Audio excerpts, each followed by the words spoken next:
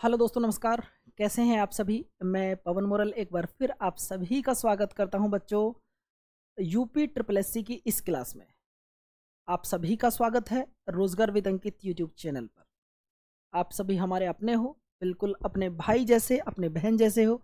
जैसे छोटे घर में भाई बहन होते हैं, बिल्कुल उसी के जैसा मैं आप सभी को मानता हूँ। जैसे मेरे छोटे बहन भाई यहाँ पर हों, उसी तरीके का बिहेव आज तक आपसे किया गया है। कोई सर वाला बिहेव, कोई मास्टर वाला बिहेव यहाँ पर नहीं है। ऐसा लगता है कि जैसे मेरा छोटा भाई या छोटी बहन सामने बैठ के पढ़ रही हो और उन्हें मैं सामने से पढ़ा रहा हूँ। ठीक है बच्चों, बड़ा गर्व फील होता है कि मैं अपने इन भाइयों के साथ जुड़ा हूँ। और बच्चे, रोजगार विद अंकित प्लेटफॉर्म पर आकर एक छोटी सी चीज मैंने जानी है बच्चों, छोटी सी चीज। यदि आप एक बात देखेंगे, बस जो मेरा एक ही कथन है, मैं दूसरी कोई बात नहीं कहता हूं बच्चे, कि कोशिश करने वालों की कभी हार नहीं होती और डरते डरते कभी नौका पार नहीं होती। बच्चे, मन के जीते जीत है, मन के हारे हार। जो काम करना है वो मन से करना है, ये नहीं करना हाँ यार भर्ती आ गई है चलो अब देख लेते हैं, अब भर लेते हैं। आपको बरसाती मेंढक नहीं भरना है। मैंने एक ही चीज़ यहाँ कर सीखी है बच्चों। जो बच्चे, एक आपने देखा ना, खरगोश वाली चाल होती है, वो अक्सर पिछड़ जाया करते हैं। और जो मेंढक वाली चाल से या कछुए वाली चाल से चलते हैं, फुदक फुदक के आराम आराम से, वो एक दिन अपनी मंजिल पे पहुंच जाते हैं। एक वो है बच्चे, भर्ती आएगी रुक्का हो जाएगा गांव में कि भैया ऐसा पढ़ रहा उसका लड़का, कभी जब भी जावे तो भैया मोमबत्ती जली रहे, जब भी जावे उसकी लाइट जली रहती है, कभी किताब उसके ऊपर, कभी वो किताबों के ऊपर, जब जावे पढ़ता ही रहे। ऐसी पढ़ाई से कोई फायदा नहीं है।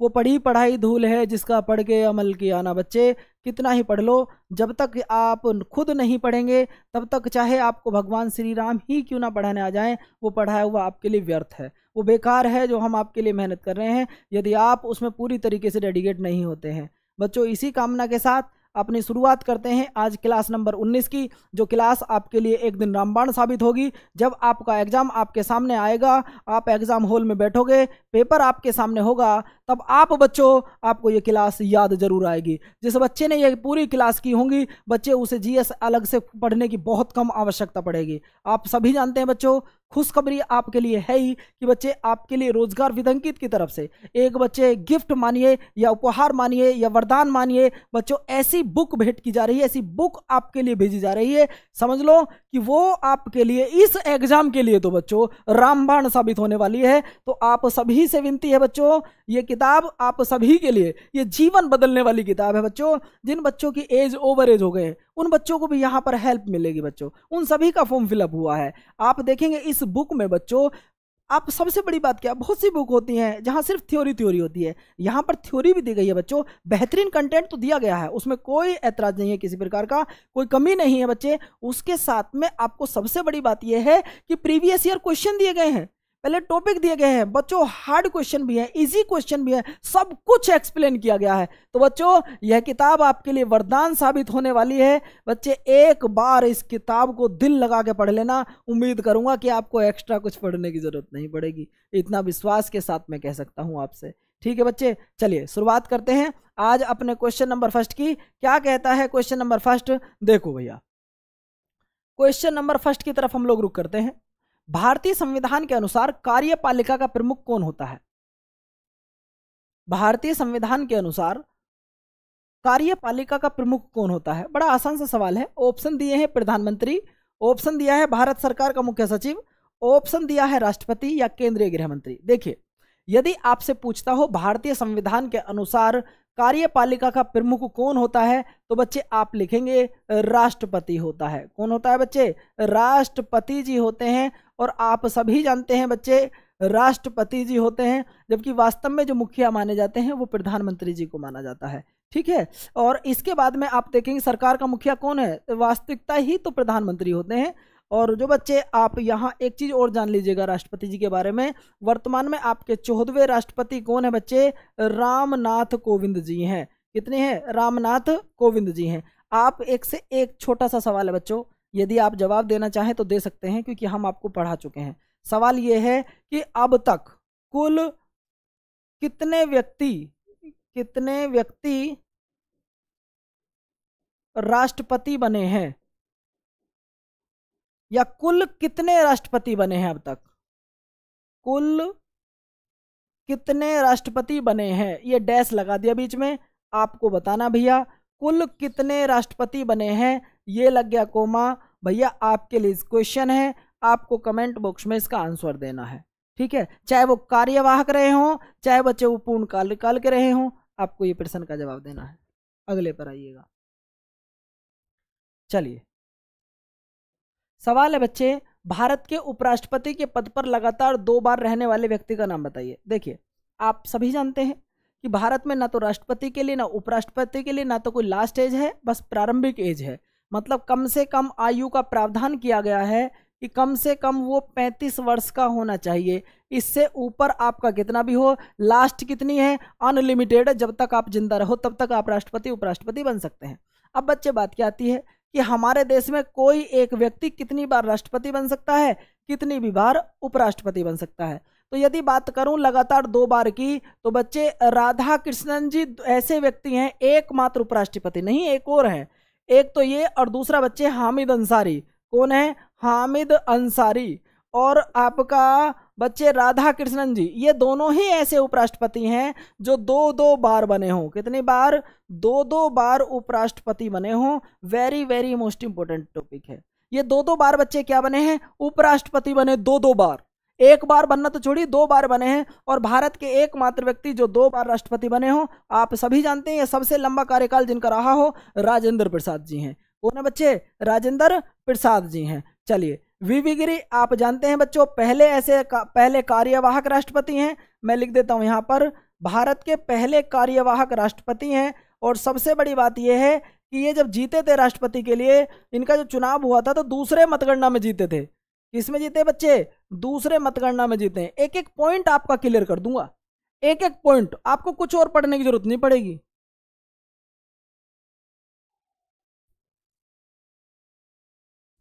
देखो भैया सवाल है, राष्ट्रपति संविधान के किस अनुच्छेद के अंतर्गत राष्ट्रीय आपातकाल स्थिति घोषित करता है? अब बच्चा यहां पर 3-4 बातें आती हैं। एक बात आई आपातकाल की, तो बच्चे यदि हम आपातकाल की बात करें तो आपातकाल को जर्मनी के संविधान से लिया गया है। कहां से लिया गया है? इसे जर्मनी के संविधान से लिया गया है। सबसे पहली बात, यदि आपसे पूछता हो भारतीय संविधान के किस भाग में रखा गया है, तो भाग 18 में रखा गया है। देखो 2 बात आपको मिली। कहां से लिया? जर्मनी से लिया। बच्चे आपातकाल किस भाग में है? भारतीय संविधान के 18 भाग में है। 352, 56, 60 3 आर्टिकल की हम चर्चा करेंगे, 61 को तो हटा ही दो। तो भैया यहां पर राष्ट्रपति शासन लगता है। क्या लगता है? राष्ट्रपति शासन। यहां पर बच्चे वित्तीय आपातकाल लगता है, जो कि आज तक भारत में एक भी बार नहीं लगा है, एक भी बार नहीं लगा है। अब बच्चे आपने देखा हो कि ये जो आप करते हैं, ये भैया बाह्य युद्ध के कारण या राष्ट्रीय आपातकाल जो लगता है वो राष्ट्रपति घोषणा करते हैं, जो कि भारत में आज तक 3 बार लगा है, 1962, 1965 और 1971। आपने देखा हो बच्चों 44 अमेंडमेंट किया गया था 1978 में, और तब भारतीय संविधान से एक शब्द का ही बिल्कुल समापन कर दिया गया। उस शब्द का नाम था विद्रोह। कई किताबों में बच्चा विद्रोह भी लिखा है और कई जगह आंतरिक अशांति भी लिखा है। क्या लिखा बच्चे?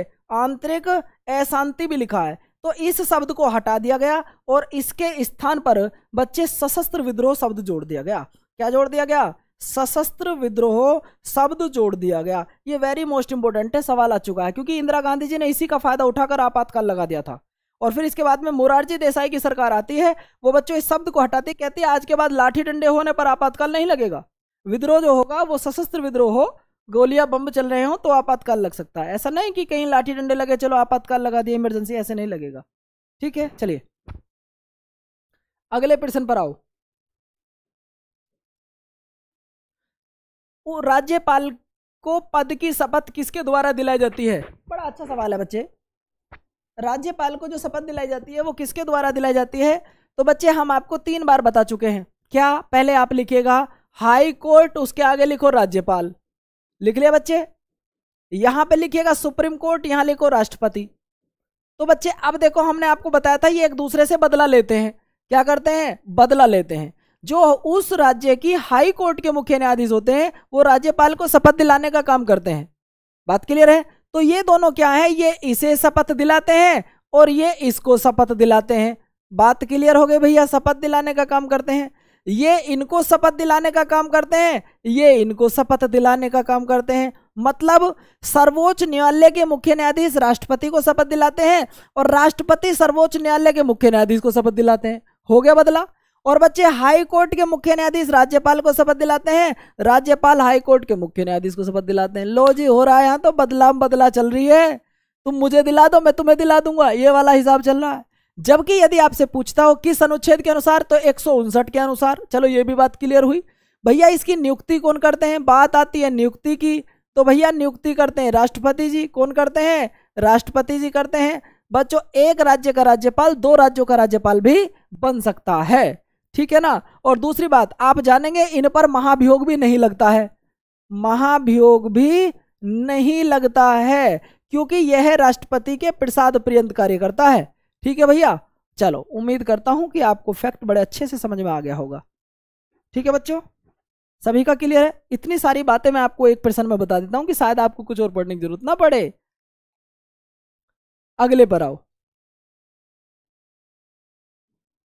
निम्नलिखित में से कौन सा विषय राज्य सूची के अंतर्गत आता है? निम्नलिखित में कौन सा विषय राज्य सूची के अंतर्गत आता है? बड़ा अच्छा सवाल है। चलिए, यदि मैं सूचियों की बात करूं तो बच्चे नोट करके आप लोग लिखेंगे। 3 प्रकार की सूची होती हैं। जो हमारे भारतीय संविधान की 7वीं अनुसूची है, क्या है बच्चे? 7वीं अनुसूची है। उस 7वीं अनुसूची को 3 भागों में बांटा गया है। पहली आपकी संघ सूची, और पहली आपकी संघ सूची, दूसरी आपकी राज्य सूची, तीसरी आपकी समवर्ती सूची। बच्चे ये 3 तरीके की सूची होती हैं। जैसे कि पहली आपकी होती है संघ सूची, दूसरी आपकी राज्य सूची, और तीसरी होती है आपकी समवर्ती सूची। ये जो संघ सूची है बच्चे, आप देखेंगे कि इनके विषय पहले 47 हुआ करते थे, अब 52 हो गए हैं। इनके विषय पहले 66 हुआ करते थे, अब 61 हो गए हैं। इनके विषय आपको कमेंट बॉक्स में बताने हैं कि इनके विषय वर्तमान में कितने हो गए हैं। तो बच्चों, ये जो आपकी कृषि है, ये आपकी राज्य सूची का विषय है। किसका है? राज्य सूची का विषय है। बात क्लियर है? ये आपकी दंड विधि और रक्षा, ये आपके संघ सूची के विषय हैं। ठीक है बच्चे, संघ सूची के। जो आपकी शिक्षा है, ये आपकी संवर्ती सूची के विषय हैं। बच्चे, जो संवर्ती सूची है ना, इसे हमने ऑस्ट्रेलिया के संविधान से लिया है। किससे लिया है? ऑस्ट्रेलिया के। ऑस्ट्रेलिया की जो राजधानी है वो कैनबरा है। ठीक है, यहीं की 2 फेमस नदी हैं जिनका नाम है, एक का मरे, दूसरा डार्लिंग। मर गए डार्लिंग, ये कहां पर है? ऑस्ट्रेलिया में। चलिए, लोनार झील कहां पर है? सवाल है बच्चे, लोनार झील कहां पर है? नमस्कार, लोनार झील कहां है बच्चों? बड़ा बढ़िया प्रश्न है, और मुझे उम्मीद है कि इस प्रश्न को आप बड़े प्यार के साथ कर सकते हैं। देखिए, आप जानते हैं, कई बार आपने देखा होगा कि एक तारा टूटता है और लोग वो कहते हैं कि टूटते हुए तारे से कुछ मांग लो तो मन्नत पूरी हो जाती है। यार मुझे ऐसा नहीं लगता, क्योंकि आज भी हम लोग इन बातों पे विश्वास ना करें तो अच्छा है। बच्चे, कहानी सुनाता हूँ आपको छोटी सी। दरअसल में क्या है, मेरी एक खास आदत है, मैं थोड़ी देर में बहुत चीज़ याद करा देता हूँ यदि आप चाहें तो। हमारे सामने वर्ड एक पूछा है, लोनार झील। लोनार झील कहाँ पे है बच्चा? तो आप लोग कहेंगे लोनार झील, सर लोनार झील कहाँ पर है? तो बच्चे आप याद करिएगा। देखिए, भारत में बहुत सारी झीलें हैं, लेकिन जो आपको कुछ झील याद करनी है, लोनार झील कहां पर है? बच्चे, यदि आपसे ये सवाल पूछता हो तो आप झील पर जाएंगे तो सबसे पहले आप देखिएगा, मैं आपको झील याद करा देता हूं 10 सेकंड में 10 झील याद। नाग झील, नागिन झील, शेषनाग झील, डल झील और बुलर झील। 5 झील एक साथ याद करो। नाग, नागिन, नाग उसकी वाइफ नागिन, उसका ससुर शेषनाग, डल और बुलर। 5 झील जम्मू कश्मीर में है, सारी झील मीठे पानी की हैं। अब आ जाओ राजस्थान में। राजस्थान में आओगे, राजसमंद, जयसमंद, सांबर झील और पुष्कर झील। 4 झील, सारी झील खारे पानी की हैं और आपके राजस्थान में। 5 और 4 9 झील। एक आओ भारत की सबसे बड़ी झील चिल्का झील, उड़ीसा में है।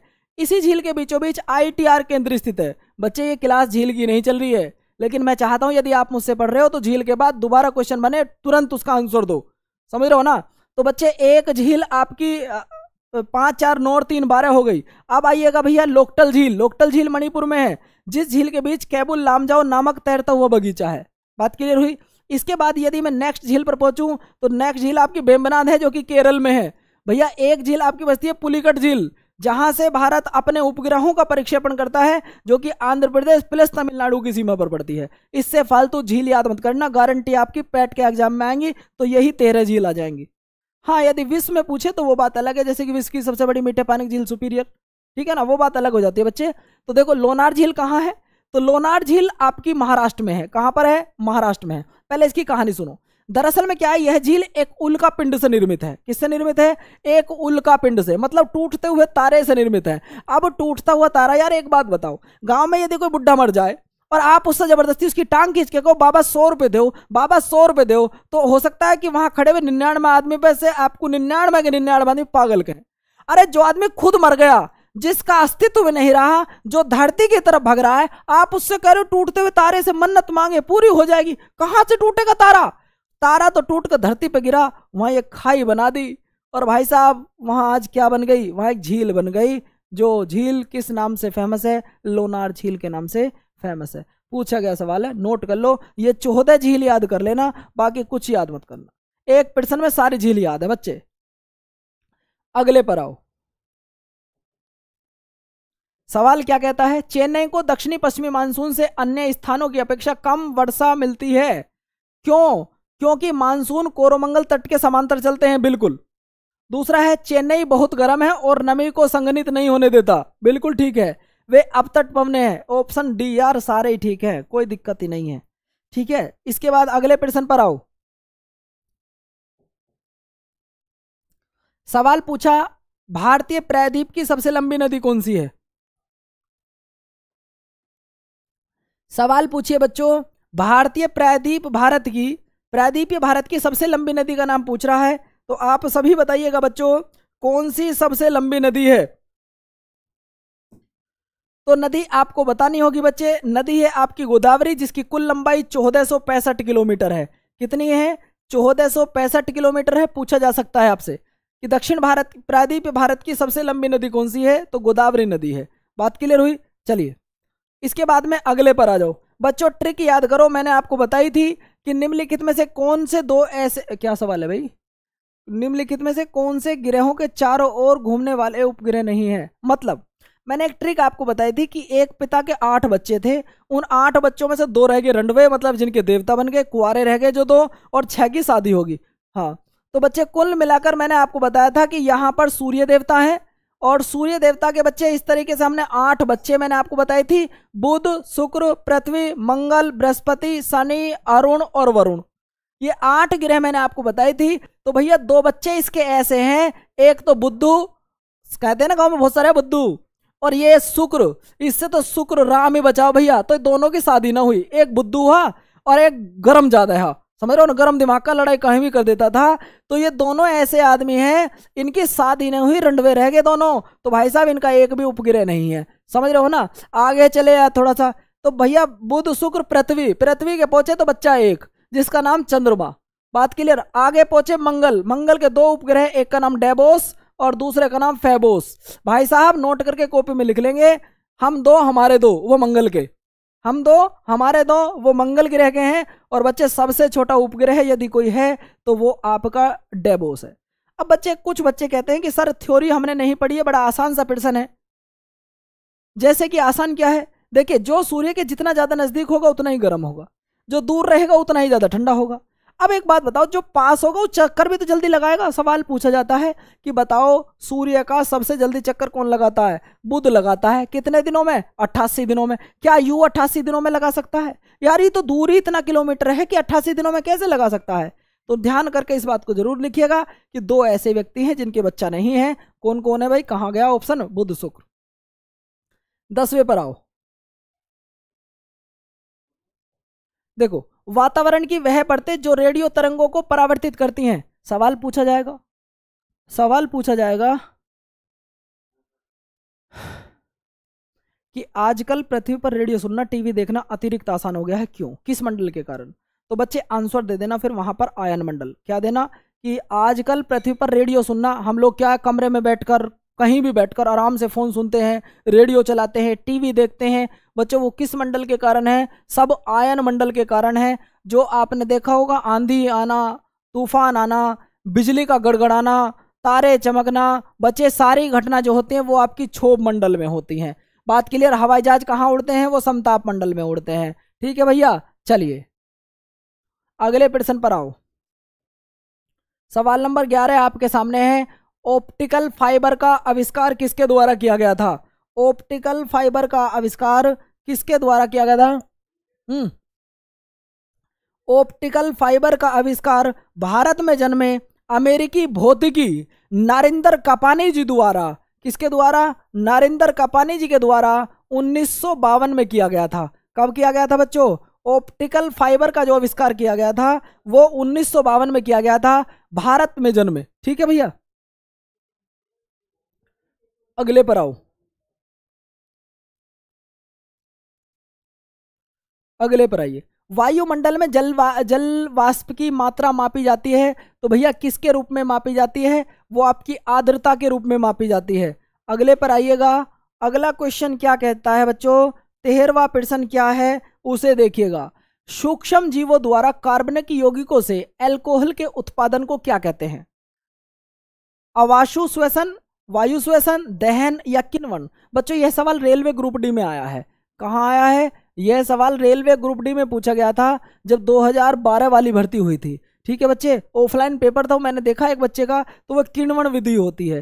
कौन सी होती है? किण्वन विधि होती है। अगले पर आइएगा।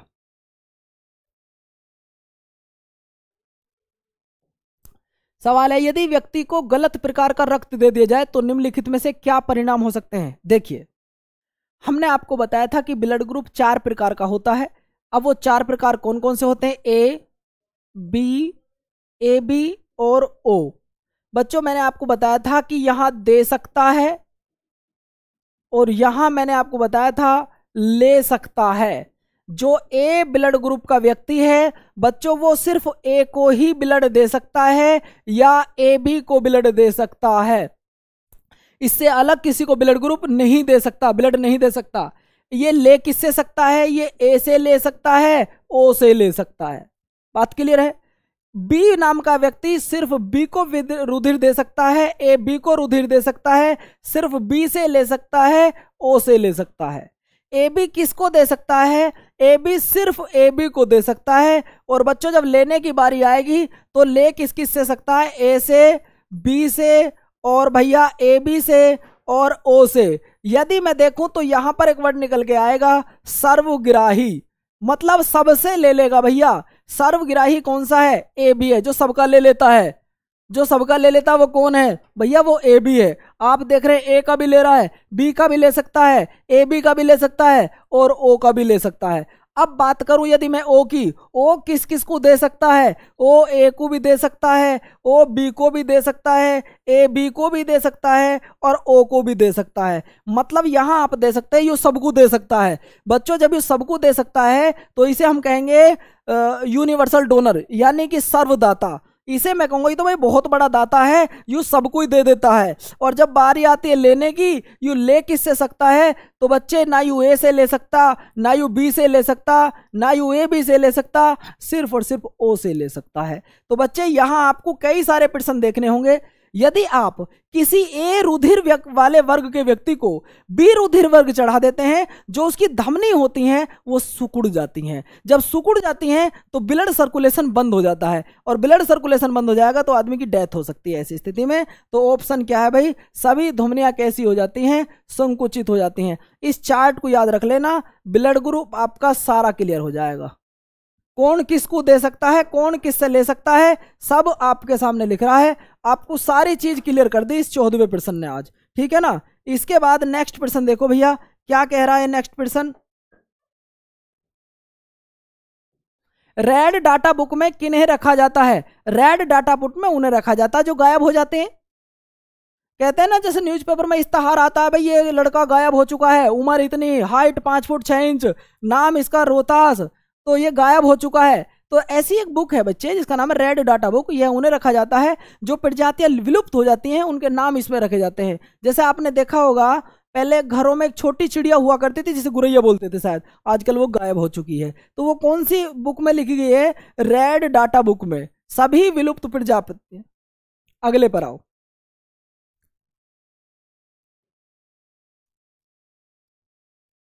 सवाल नेक्स्ट है, भारत और संयुक्त राज्य अमेरिका ने निम्नलिखित में से किसके संबंधित करार को अंतिम रूप से देने का निर्णय लिया है?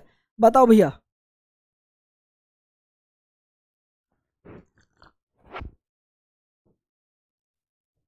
देखिए तो बच्चों, अब भारत और अमेरिका की बात चल रही है, तो यहां तो व्यापार से रिलेटेड ही बात होगी, व्यापार और निवेश से रिलेटेड बातें की गई हैं। अगले पर आइए, रखो और निकालो निम्नलिखित में से किसकी नीति है? बच्चों, रखो और निकालो, अपने पास लो और निकाल दो, ऐसा सिर्फ वही सोच सकता है जहां बच्चों पूंजीवाद व्यवस्था ज्यादा चलती हो। कैसी व्यवस्था? वहां पूंजीवाद ज्यादा हो, वही ऐसा सोच सकते हैं। अगले प्रश्न पर आइए, मुद्रा के अवमूलन का क्या परिणाम हो सकता है? मुद्रा के अवमूलन का क्या परिणाम हो सकता है? भैया इसका परिणाम हो सकता है निर्यात में वृद्धि, वृद्धि आयात में वृद्धि। निर्यात और आयात में वृद्धि ये तो कभी हो नहीं सकता, ये ध्यान रखना। मुद्रा अवमूलन की स्थिति में एक चीज घटेगी एक बढ़ेगी, ऐसा हो सकता है क्या? देखिए यहां हमेशा निर्यात में वृद्धि होगी, ये तो बात सही है। अब ये भी हो सकता है, ये भी हो सकता है, ये तो है ही नहीं, ठीक है, क्योंकि आयात में कभी वृद्धि नहीं होती, निर्यात में होती है। और जो भुगतान संतुलन होता है उसमें हमारी थोड़ी क्या हो जाती है, सुधार हो जाता है। तो बिल्कुल ए ठीक है। अगले पर आओ भैया, निम्नलिखित में से कौन सा कर, निम्नलिखित में से कौन सा कर एक प्रत्यक्ष कर है? भैया प्रत्यक्ष कर की बात आती है तो वो आपका इनकम टैक्स है। कौन सा है जी? वो तो आपका इनकम टैक्स है, धन कर है। उम्मीद करता हूं बच्चों ये बात आपको अच्छी लगी होगी और समझ में भी आई होगी। अगले प्रश्न पर आइएगा बच्चे, आपके सामने अगला प्रश्न, यार ये कहां से रख दिया बच्चे ने, राजकोषीय नीति का संबंध है। बताना जरा भाई, राजकोषीय नीति का संबंध किससे? हम तो इसे भी पढ़ लेंगे भैया। राजकोषीय नीति का संबंध है कि कितना रुपए आपके पास आए, कितना आपने खर्च किया। भाई आप, राजकोषीय नीति का संबंध क्या है कि कितने रुपए आपके पास आए, आपने कितना खर्च किया। तो ऑप्शन है अर्थव्यवस्था में मुद्रापूर्ति से, बैंकिंग व्यवस्था के विनियमन से, आर्थिक विकास के नियोजन से, और सरकार की आय तथा व्यय से। भैया सरकार को कितने रुपए की आय हुई, सरकार ने कितने रुपए का खर्च करा, वो सब चीजें आपकी यहां पर लिखी गई हैं। मैं उम्मीद करता हूं कि आपको समझ आ गई होंगी। अगले पॉइंट पर आइएगा, कौन से गोलमेज सम्मेलन में गांधी जी ने भाग लिया? बच्चे जल्दी जल्दी थोड़ा सा चलेंगे। कुल मिलाकर 3 गोलमेज सम्मेलन हुए। कितने हुए भैया? 3 गोलमेज सम्मेलन हुए, जिसमें मैं कह सकता हूं अंबेडकर जी, कौन बच्चे? अंबेडकर जी, व तेज बहादुर सप्रू। कौन था बच्चे? तेज बहादुर सप्रू। इन दोनों ने ही बच्चों तीनों गोलमेज सम्मेलन, एनी बिसेंट भी थी बच्चे, तीनों गोलमेज सम्मेलन में भाग लिया था। आपसे पूछ रहा गांधी जी ने कब भाग लिया? पहला 1930, दूसरा 1931, तो बच्चे दूसरे गोलमेज सम्मेलन में लिया था। और यही गांधी जी को जेम्स पैलेस की सीढ़ियों से उतरते समय, जेम्स पैलेस की सीढ़ियों से उतरते समय अर्धनगन या नंगा फकीर कहा था। क्या कहा था बच्चे? नंगा फकीर। किसने कहा है? बस्टिल चर्चिल जी ने कहा था, बस्टिल चर्चिल ने कहा है। नोट करके लिख लेना ये सब बातें अपनी कॉपी में। जो बातें हम आपको बताते हैं कि ये ज्यादा महत्वपूर्ण है, तो उन्हें आप अपनी कॉपी में नोट करके अवश्य लिखें। अगले पर आओ, देखिए उस राज्य पुनर्गठन आयोग का अध्यक्ष कौन था जिसने भाषाई के आधार पर राज्यों का पुनर्गठन सीमांकन करने की सिफारिश की? चलिए बताओ भैया, आपके सामने 23वां प्रश्न आपके सामने है। चलिए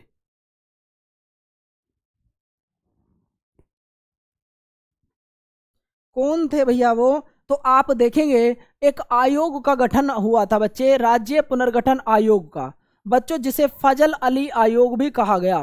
क्या कहा गया? फजल अली आयोग भी कहा गया था।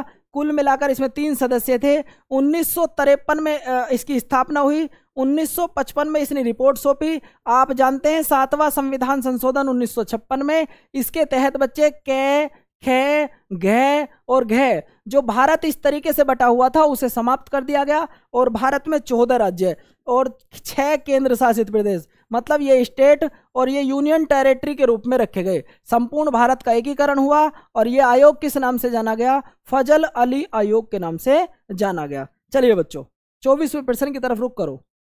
महात्मा गांधी जी के राजनीतिक गुरु कौन थे?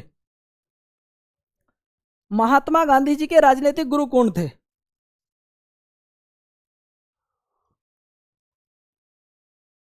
महात्मा गांधी जी के राजनीतिक गुरु कौन थे? बच्चे बात क्या है, सभी के बारे में बात करेंगे। बात करते हैं गोपाल कृष्ण गोखले जी की। तो सबसे पहली बात तो यह है कि इन्होंने एक संस्था चलाई थी जिसका नाम था सर्वेंटस सोसाइटी ऑफ इंडिया, भारत सेवक समाज। क्या चलाया था बच्चे? भारत सेवक समाज की स्थापना की थी। किसने? गोपाल कृष्ण गोखले जी ने। अब बच्चों ये गांधी जी से मिलने के लिए अफ्रीका गए और वहां जाने के बाद जब गांधी जी प्रभावित बहुत होते थे। मैंने कल एक पुस्तक बताई होगी आपको, अनटू द लास्ट। ये पुस्तक किसकी है? गांधी जी क्यों प्रभावित हुए, कल बताई थी। आज गांधी जी प्रभावित हो रहे हैं महादेव गोपाल कृष्ण गोखले से और इन्हें अपना राजनीतिक गुरु मान लेते हैं, जबकि इनके राजनीतिक गुरु महादेव गोविंद रनाड़े थे। कौन थे बच्चे? महादेव गोविंद रनाड़े थे। बात क्लियर है? चलिए, होम रूल लीग की स्थापना किसके द्वारा की गई थी? होम रूल लीग की स्थापना किसके द्वारा की गई थी, ये बताओ। होम रूल लीग की स्थापना कब की गई थी? तो बच्चे आप सभी जानते हैं होम रूल लीग की स्थापना 1916 में की गई थी। कब की गई थी? 1916। अब यार ऑप्शन में तो कुछ मिल नहीं रहा है सभी। ऑप्शन क्या है फिर ये? बंगाल विभाजन के दौरान। तो बच्चे बंगाल विभाजन कब हुआ? 1905। भाई 1905 तो फिर तो है ही ना ये तो बात, चलो निकाल लिया, हम तो ऐसे में निकाल लेंगे। प्रथम विश्व युद्ध 1914 से 18 तक। भैया ये ऑप्शन इसी के बीच में तो हुई है, क्योंकि 16 इन्हीं के बीच में तो पड़ेगा। क्यों? क्योंकि जलियांवाला बाग हत्याकांड भी आप जानते हैं 13 अप्रैल 1919 को हुआ है। 13 अप्रैल 1919 को हुआ है। तो बच्चे ये भी नहीं है। 1906 की कांग्रेस का अधिवेशन, नाजी ना, 1916 है। नाजी ना बिल्कुल भी नहीं है तो। चलिए देखिए, कलकत्ता, मद्रास तथा बंबई में उच्च न्यायालय की स्थापना कब हुई थी और किसके समय में हुई थी? उस समय वायसराय कार्यकाल अस्तित्व में कौन आया? पहला वायसराय कौन बना था? तो बच्चे ये बताओ आप, कौन बना था? आप जानते हैं, यदि पूरी चर्चा करें लॉर्ड कैनिंग जी के बारे में। किसके बारे में? लॉर्ड कैनिंग जी के बारे में। तो लॉर्ड कैनिंग के समय में ही 1857 की क्रांति हुई थी बच्चे। और नोट करके आप लिखेंगे बच्चे, कलकत्ता, कलकत्ता, मद्रास और आपका बंबई, यही तीनों पर बच्चे 1862 में, कब की बात है? 1862 में हाईकोर्ट बना था। और भैया आप जानते हैं फिर इसके बाद चौथा हाईकोर्ट जो आपका बना है वो 1866 में बना है। ठीक है, चलिए। और भारत में राज्यों के लिए एक हाईकोर्ट होगा, यह व्यवस्था आपके भारतीय संविधान के आर्टिकल नंबर 214 यानी कि 214 में की गई है। अगले पर आओ, पूना समझौता कब हुआ? पूना समझौता कब हुआ? तो बच्चे नोट करके लिख लेंगे, पूना समझौता 1932 में हुआ था। और किस किस के बीच में हुआ है बच्चे? ये गांधी जी और अंबेडकर जी के बीच में हुआ है। आप ध्यान रखेंगे कि पूना समझौता किस किस के बीच में हुआ है? तो गांधी जी और अंबेडकर जी के बीच में हुआ है। अगले प्रश्न की तरफ रुक कीजिए, गुरु नानक जी का जन्म स्थान कौन सा है? या गुरु नानक जी का जन्म कब हुआ था? तो बच्चे गुरु नानक जी का जन्म जल्दी बताओ बच्चे। गुरु नानक जी का जन्म कब हुआ था? तो भैया आप लिखेंगे नोट करके, गुरु नानक जी का जन्म 1469 में हुआ था। कहां पर हुआ था जी? तलवंडी में हुआ था। कहां पर हुआ है बच्चे? तलवंडी में हुआ है। सिखों के कुल मिलाकर 10 गुरु हैं। आप जानते हैं 5वें अर्जुन देव, जिनकी हत्या जहांगीर द्वारा कराई गई, अर्जुन देव। और बच्चे इसके बाद आप जानते हैं गुरु तेग बहादुर। कौन से भैया? तेग बहादुर। आप बताओ तेग बहादुर कौन से नंबर के गुरु हैं? कमेंट करके बताओ, कल उसका नाम लेऊंगा। कौन से नंबर के गुरु हैं? जो बच्चा बताएगा उसका नाम लिया जाएगा। ठीक है, अगले पर आओ। निम्नलिखित में से किस मुगल बादशाह ने संगीत पर पूर्णतः प्रतिबंध लगाया था? संगीत, नाचने गाने बजाने पे। यू आदमी नाचने गाने से चिढ़ता है। देख लो ऐसे भी आदमी पैदा हुए इतिहास में जो नाचने गाने से भी चिढ़ रहे हैं। एक तो नाच गान रासलीला करवा रहा, दूसरा उस पर आकर प्रतिबंध लगा रहा। हमें तो यही काम है बच्चे, ठीक है, दूसरों का इतिहास पढ़ना है। ठीक है, अब इतिहास पढ़ रहे हैं तो बच्चे सारे पॉइंट आपको जानने भी होंगे। निम्नलिखित में से कौन सा ऐसा व्यक्ति है जिसने संगीत पर प्रतिबंध लगाया हो? और बच्चों इसने ये कहा था कि जब आप एक चीज का ध्यान रखना, जिस चीज का जितना ज्यादा विरोध करोगे वो चीज उतना ज्यादा परेशान करेगी। जैसे कि आपने देखा होगा लड़कियों ने डर की वजह से हाई स्कूल के बाद मैथ छोड़ दिया। बहुत सी तो ऐसी भी मेरी बहन है जिसने हाई स्कूल में ही मैथ छोड़ दिया हो, समझ लो ना, 8वीं क्लास के बाद ही मैथ छोड़ दिया हो। बहुत से भाई भी ऐसे हैं जिन्होंने मैथ छोड़ दिया हो। आज बिना मैथ के सिलेक्शन नहीं होने का है। बहुत से ऐसे बच्चे हैं जिन्होंने इंग्लिश छोड़ दी ग्रेजुएशन में आने के बाद, आज बिना इंग्लिश के कहीं एसएससी में आप सिलेक्शन नहीं ले सकते हैं। तो जिस चीज से आप प्रारंभ में जितना डरोगे वो चीज आपको उतना ही ज्यादा परेशान करेगी, ये निश्चित है। ठीक है भैया, तो ये बात है भैया आपके औरंगजेब की, जिन्हें जिंदा पीर कहा जाता है। क्या कहा जाता है भैया? जिंदा पीर। इन्हीं की पत्नी का नाम हुआ करता था रबिया दोरानी। क्या नाम था भैया? रबिया दोरानी या दिलरास बानो बेगम। क्या नाम है भैया? दिलरास बानो बेगम। बच्चे इन्हीं की याद में दूसरा ताजमहल, द्वितीय ताजमहल या ताजमहल की फूहड़ नकल, द्वितीय ताजमहल या फूहड़ नकल, ये आपको बताना है कि कहां बनाया गया है। ठीक है, औरंगजेब ने पूर्णतः प्रतिबंध लगाया था इतिहास लिखने पर, और भैया इसी के समय में सबसे ज्यादा इतिहास लिखा गया, इतिहास लिखने पर और संगीत पर। 29वां क्या सवाल है? प्रथम बौद्ध परिषद कहां पर हुई थी? प्रथम बौद्ध परिषद मतलब प्रथम बौद्ध सभा कहां पर हुई थी? ठीक है, अच्छा नहीं आयोजित की गई थी कहां पर भैया? आपके 483 ईसा पूर्व राजगृह में की गई थी। अगले पर आइए, सवाल है अगला भैया। कलिंग शासक खारवेल ने संरक्षण दिया किस धर्म से संबंधित? बच्चे मैंने आपको जब जैन धर्म पढ़ाया था तभी चीज बताई थी कि जैन धर्म का, ठीक है। और दूसरी बात आप जानते हैं भैया जैन धर्म के प्रथम और 24वें तीर्थंकर याद रखिएगा। अब आ जाओ भैया नेक्स्ट प्रश्न की तरफ। हम देखते हैं प्रश्न अगला, सिटीजन एंड सोसाइटी। एक पुस्तक आपके सामने लिखी है, देखिए बच्चों।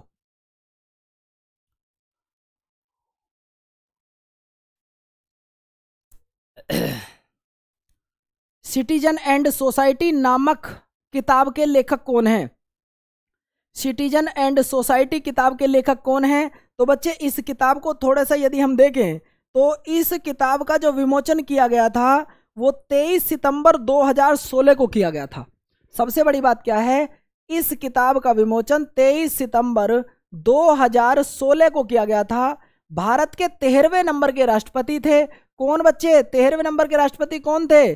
प्रणब मुखर्जी थे, जिन्हें 2019 में भारत रत्न पुरस्कार भी मिला था।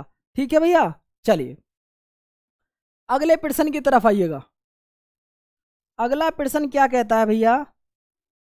निम्नलिखित में से कौन सा युग्म गलत है? निम्नलिखित में से कौन सा युग्म गलत है? तो भैया आप देखेंगे यहां पर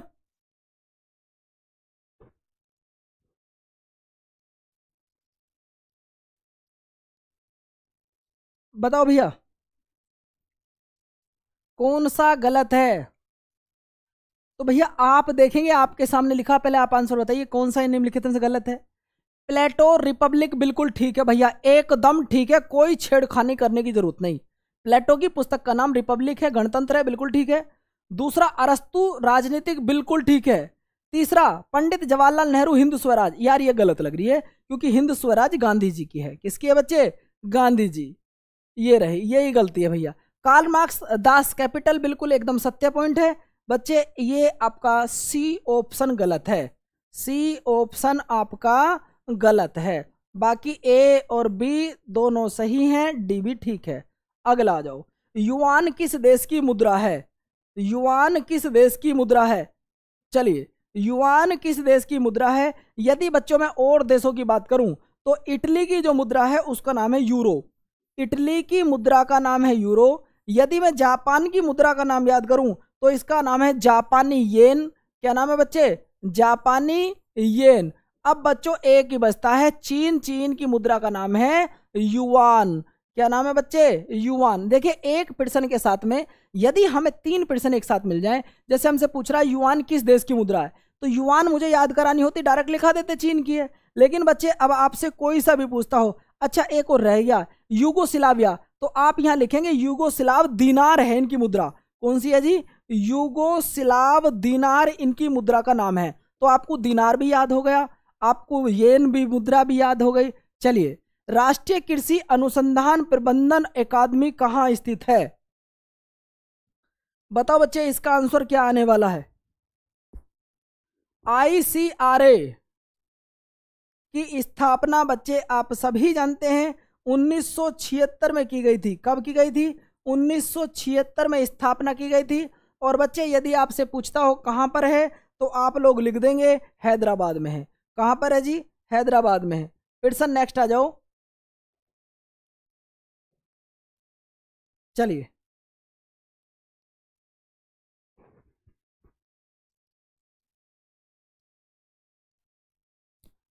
किस पाकिस्तानी, ये बच्चे देखिए एक वर्ड लिखा प्रक्षेपास्त्र, इसे मिसाइल बोलते हैं, को अग्नि सेकंड को छोड़ने के 3 दिन बाद ही उसे जला दिया गया था। 3 दिन बाद ही उसे खत्म कर दिया गया था, मतलब 11 अप्रैल 1999। ये बात है बच्चे, 11 अप्रैल 1999 में उसका प्रक्षेपण किया गया और 14 अप्रैल 1999 को उसे खत्म कर दिया गया। ये ध्यान रखिए, किसकी बात की जा रही है? तो गोरी सेकंड की बात की जा रही है। बच्चे आप सभी जानते हैं कि गोरी ने ही यहां पर आने के बाद काफी लूटपाट की थी। ठीक है। ज्ञानपीठ पुरस्कार किस क्षेत्र में दिया जाता है? ज्ञानपीठ पुरस्कार किस क्षेत्र में दिया जाता है? चलिए, ज्ञानपीठ पुरस्कार किस क्षेत्र में दिया जाता है? तो बच्चे आप जानते हैं, सबसे पहली बात तो ये कि इस पुरस्कार की शुरुआत 1965 में होती है। और बच्चे खास बात यह है, यह साहित्य के क्षेत्र में दिया जाता है। किस क्षेत्र में दिया जाता है? साहित्य के क्षेत्र में दिया जाता है। उम्मीद करता हूं कि आपको क्लास अच्छी लग रही होगी। चलिए अगले प्रश्न को देखिएगा भैया। निम्न में से कौन सा दिवस ऐसा है जो हर वर्ष किसी निश्चित तिथि पर नहीं मनाया जाता? मतलब उनके लिए क्या है, तिथि बदलती रहती हैं। वो कौन सा भैया, वो क्या है, वो आपको बताना होगा। जैसे कि विश्व पर्यावरण दिवस हम जानते हैं यह 5 जून को मनाया जाता है। कब मनाते हैं? 5 जून, यदि मैं ऑप्शन के अकॉर्डिंग चलूं। अंतर्राष्ट्रीय महिला दिवस की यदि मैं बात करूं तो बच्चे यह 8 मार्च को मनाया जाता है। कब मनाते हैं? 8 मार्च। यदि बात मैं करूं अंतर्राष्ट्रीय मित्रता दिवस, तो बच्चे यह आपका 30 जुलाई को मनाया जाता है। अब बच्चे एक ही बचता है फिर आपका कौन सा? विश्व, ये हैबिटेट एक दिवस होता है। ये आपका विश्व पर्यावास दिवस ऐसा है जो साल में हर बार अपनी डेट चेंज करता है। ठीक है बच्चों, मतलब चेंज नहीं करता, चेंज होती रहती है इसकी डेट।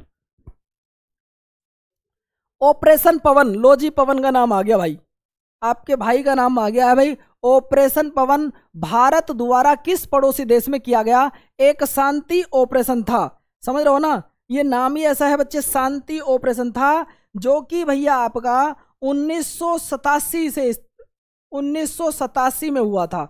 कब हुआ था? 1987 में। और भैया कहां पर? श्रीलंका। गृह युद्ध को समाप्त करने के लिए भैया आपका 1987 में भारतीय सेना भेजी गई, ऑपरेशन पवन उसका नाम रखा गया। ठीक है। चलिए, एक तरफ दिए गए हैं देश और एक तरफ दी गई है राजधानी। आपसे पूछ रहा है कि निम्नलिखित में से कौन सा गलत है? निम्नलिखित में से कौन सा गलत है, ये आपको बताना है। देखिए, यदि मैं नीचे से चलता हूं बच्चों, चलो पहले आप आंसर दो। ये छोटा सा प्रश्न भी आप नहीं दे पाए तो समझ लो तैयारी बिल्कुल बेकार चल रही है। जिस बच्चे ने इस प्रश्न का जवाब गलत दिया समझ लो उसकी तैयारी बहुत बेकार चल रही है। बहुत बढ़िया, तभी मानूंगा जब आप इस प्रश्न का सही जवाब दे देंगे।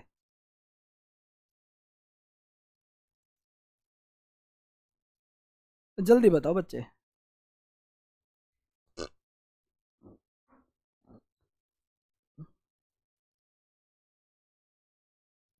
यदि आप आंसर नहीं दे पाएंगे तो फिर मुझे ऐसा लगेगा कि कहीं ना कहीं तैयारी में कमी चल रही है बच्चों। देखिए, आप सभी जानते हैं कि फिनलैंड की राजधानी हेलेंसिकी, ये बात बिल्कुल सत्य है। एक एक पॉइंट पढ़ना बच्चों इस बात को, ये बिल्कुल सही है। डेनमार्क की राजधानी कोपेनहेगन है, बिल्कुल ठीक है। ऑस्ट्रिया की राजधानी वियना है। बच्चों यहां आके बच्चा बड़ा कंफ्यूज हो जाता है, ऑस्ट्रिया और ऑस्ट्रेलिया। ऑस्ट्रिया की राजधानी वियना है जहां पर ओपेक का मुख्यालय है, लेकिन यहां पर यदि ऑस्ट्रेलिया होता, क्या होता? यदि यहां पर ऑस्ट्रेलिया होता तो राजधानी कैनबरा हो जाती। क्या हो जाती? कैनबरा हो जाती। बच्चे इसका आंसर आएगा स्विट्जरलैंड, क्योंकि राजधानी जेनेवा ना होकर राजधानी होती है स्विट्जरलैंड की बर्न। क्या होती है बच्चे? बर्न।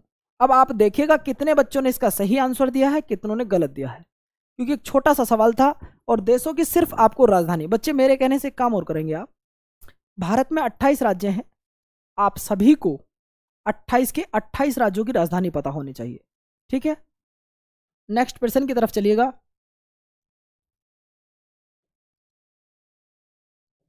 देखिए, भारत के निम्न संग्रहालयों में से किसका स्थान मतलब एक गलत दिया हुआ है, किसका स्थान एक गलत दिया हुआ है?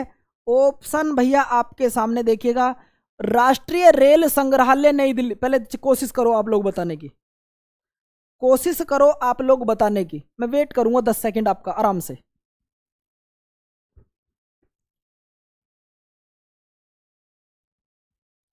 हर पर्सन में आपका वेट किया जाएगा 10 सेकंड कम से कम।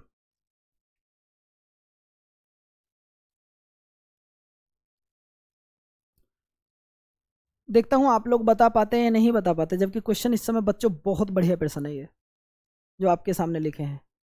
देखिएगा बच्चे, आपको बता दें हम लोग, राष्ट्रीय रेल संग्रहालय आपका नई दिल्ली, बात बिल्कुल एकदम सत्य है बच्चे, एकदम सत्य है, ये बिल्कुल सही है। ऑप्शन वस्त्रों का कैलिको संग्रहालय, ये बच्चे आपका गलत है, ये मुंबई में नहीं है, ये मुंबई में नहीं है बच्चे, ये आपके अहमदाबाद में है। कहाँ पर है?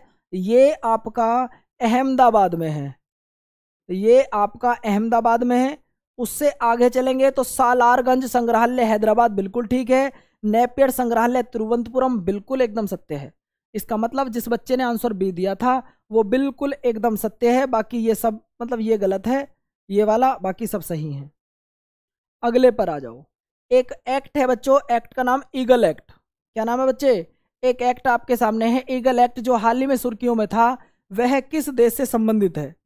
ईगल एक्ट आपको बताना है वह किस देश से संबंधित है। ईगल एक्ट जो हाल ही में सुर्खियों में रहा है, ईगल एक्ट वह किस देश से संबंधित है? तो बच्चों वह आपका अमेरिका से संबंधित था। किससे संबंधित है? ईगल एक्ट जो हाल ही सुर्खियों में रहा है वह आपके अमेरिका से संबंधित है। चलिए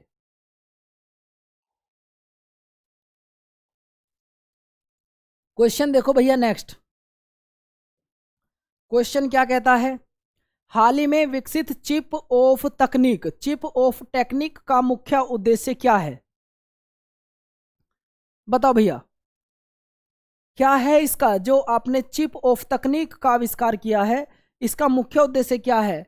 डाटा प्राप्त करना, डाटा रिजर्व करके रखना, वीडियो गेम खेलना। ऐसा तो कोई बच्चे वीडियो गेम को तो छोड़ ही दो भैया। तीसरा ऑप्शन है डाला स्टोर करना, और इनमें से कोई नहीं। यदि हम देखें तो ऑप्शन हमें देखते ही मिल रहा है डाटा प्राप्त कर लेना। क्या करना भैया? हमें डाटा प्राप्त करना, ये बिल्कुल सत्य आंसर है बच्चे। डाटा प्राप्त करना इसका बिल्कुल सही आंसर हो जाता है, और उम्मीद करता हूं कि आप लोगों ने इसका बिल्कुल सही आंसर भी दिया होगा। चलिए अगले प्रश्न की तरफ देखो, क्या कहता है भैया अगला प्रश्न? ऑप्शन है भैया, किस केंद्रीय मंत्रालय की पहल है? साग, SAG, किसकी पहल है? SAGE, सीनियर एरिया और आपका अगेन ग्रोथ इंजन, किसकी पहल है? ये आपको बताना होगा। सीनियर केरा अगेन, बोल बोलो भैया।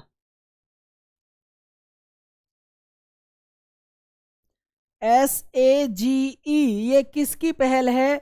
तो बच्चों यह है आपकी सामाजिक न्याय और अधिकारिता मंत्रालय, बिल्कुल ठीक है। अगले पर आ जाओ भैया।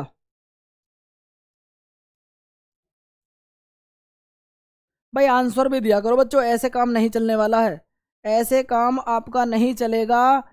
AMB किस बीमारी के इलाज के लिए IITH द्वारा किस नैनो फाइबर आधारित टैबलेट है? मतलब कौन सी बीमारी में ये IITH द्वारा विकसित नैनो फाइबर आधारित टैबलेट है?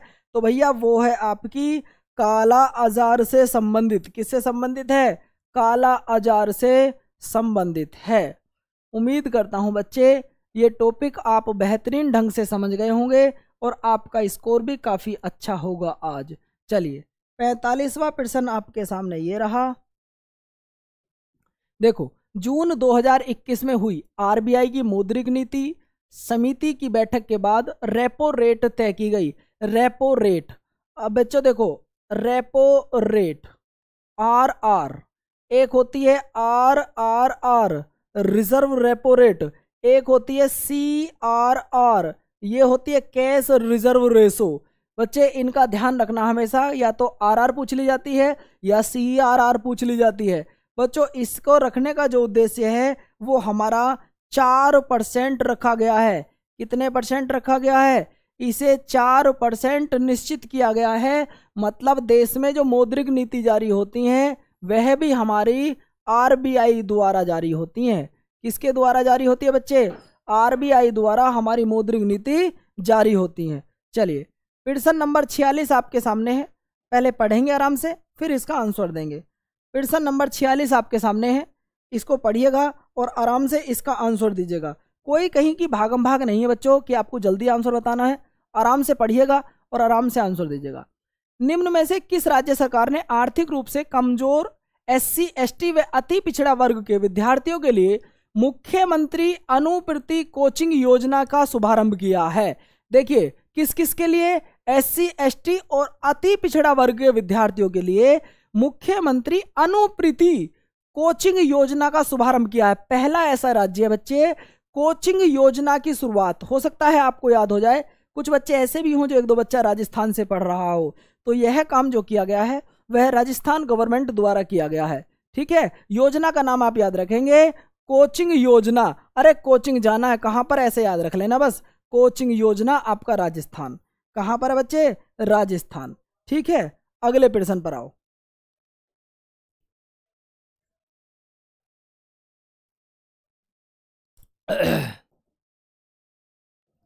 विश्व खाद्य सुरक्षा दिवस किस दिन मनाया जाता है? वर्ल्ड फूड सेफ्टी डे किस दिन मनाया जाता है? यह प्रश्न आपको बताना होगा। पहली बार यदि आप लिखें तो 2018 में मनाया गया था। और बच्चे आपको डेट बतानी है तो 7 जून। कितनी लिखनी है आपको? 7 जून। ठीक है, अगले प्रश्न पर आइएगा।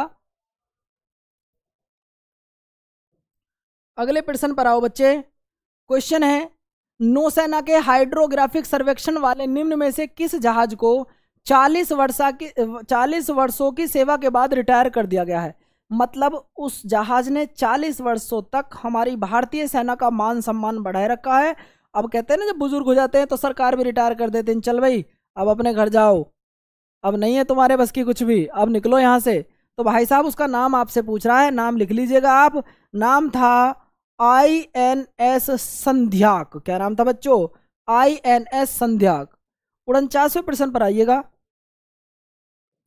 क्या कहता है भैया 49वां प्रश्न? वो देखो, किस देश ने हाल ही में भारतीय वैक्सीन कोवैक्सीन के आयात को मंजूरी दे दी है? मतलब जो कोवैक्सीन है उसको भी मंजूरी दे दी है। वो कौन सा देश बना है?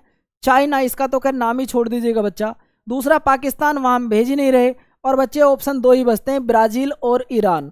तो बच्चे ये काम आपका ब्राजील लिख लीजिएगा। आंसर क्या लिखेंगे? ब्राजील। आज का अंतिम प्रश्न आपके सामने ये रहा।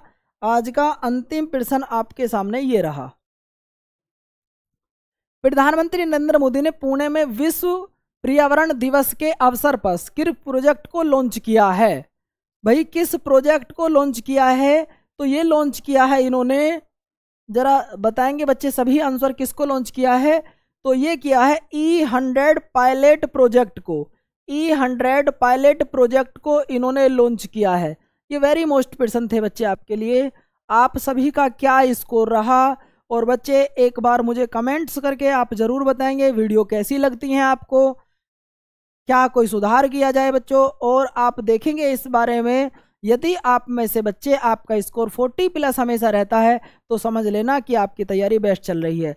बहुत से ऐसे बच्चे हैं जो गुरु से झूठ बोलते हैं। देखिए जो मेरा मानना है, कभी भी अपने गुरु से और माँ बाप से झूठ नहीं बोलना चाहिए। झूठ बोलकर आज आप मेरी आंखों पर पट्टी गिरकर या अनदिखे स्टूडेंट बनकर, अनदिखे का मतलब मेरे सामने तो आप हो नहीं, आप लोग बैठकर अपने मोबाइल पर घर देख रहे हो, मुझसे झूठ बोलकर आप अपना 50 स्कोर बुलाकर मुझसे अपना नाम बुलवाकर यहाँ आप SSC GD NAPTET का एग्जाम क्रॉस कर सकते हैं।